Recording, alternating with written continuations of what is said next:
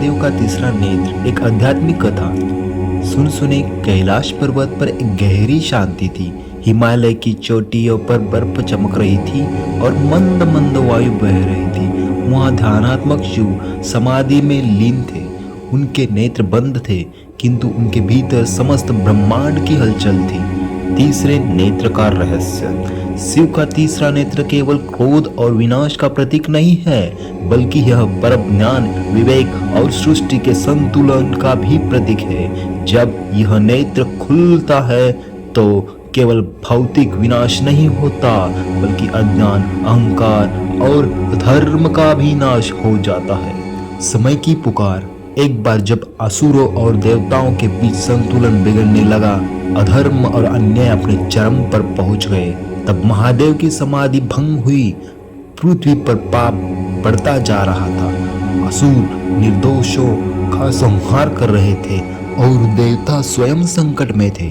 तब भगवान विष्णु और ब्रह्मा कैलाश पर शिव के पास पहुंचे। उन्होंने प्रार्थना की, हे महादेव, अधर्म अपनी सीमाएं उल्लंघ रही है।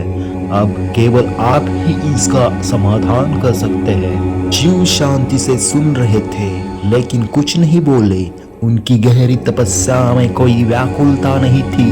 तभी वहां माता पार्वती भी उपस्थित हुई और उन्होंने प्रेम पूर्वक कहा, स्वामी, जब अन्याय और अज्ञान बढ़ जाता है तो धर्म की रक्षा के लिए आपको हस्तक्षेप करना ही होगा। तीसरा नेत्र खुला। शिव ने गहरी सांस ली। उनकी जटाओं से गंगा प्रवाहित हो रही थी और उनके ललाट पर एक विचित्र ऊर्जा जागृत होने लगी। उनकी दोनों आंखें बंद थी, लेकिन जैसे ही उन्होंने अपना तीसरा नेत्र खोला, एक प्रचंड ज्वाला प्रकट हुई। वह ज्वाला कोई साधारण अग्नि नहीं थी, वह ज्ञान की अग्नि थी। वह आत्मबोध की शक्ति थी। जैसे ही वह प्रकट हुई, अधर्म के प्रतीक सारे असुर जलकर भस्म हो गए। लेकिन उस अग्नि का वास्तविक उद्देश्य केवल विनाश नहीं था। यह वह शक्ति थी जो अज्ञान को नष्ट कर ज्ञान का प्रकाश फैलाती थी। यह वह ज्वाला थी जो चेतना को जागरूक करती थी। यह वह नेत्र था जो सत्य को प्रकट करता था। आध्यात्मिक संदेश।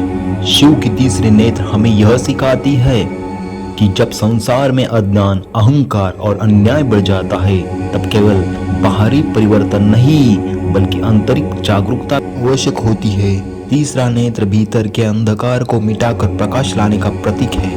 वह नेत्र हमें यह सिखाता है कि विनाश तब तक भयावह नहीं होता, जब तक वह सृजन का मार्ग खोलता है। जब तक हम अपने भीतर के अज्ञान, मोह और अहंकार को समाप्त नहीं करते, तब तक सच्ची शांति नहीं आ सकती।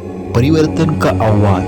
महादेव का तीसरा नेत्र केवल क्रोध का प्रतीक नहीं है, बल्कि यह हर व्यक्ति के भीतर मौजूद उस शक्ति का प्रतीक है जो सत्य और असत्य को पहचानने की क्षमता रखती है। जब हम अपने भीतर के सत्य को स्वीकार कर लेते हैं और अहंकार का नाश कर देते हैं, तभी हमारा तीसरा नेत्र खुलता है। शिव की कथा हमें यह सिखाती है कि अज्ञान का नाश ही सच्चा मोक्ष है। जब भी संसार में अन्याय बढ़ेगा, जब भी अंधकार अपनी सीमा पार करेंगी, तब महादेव का तीसरा नेत्र खुलकर सत्य का प्रकाश फैलाएगा।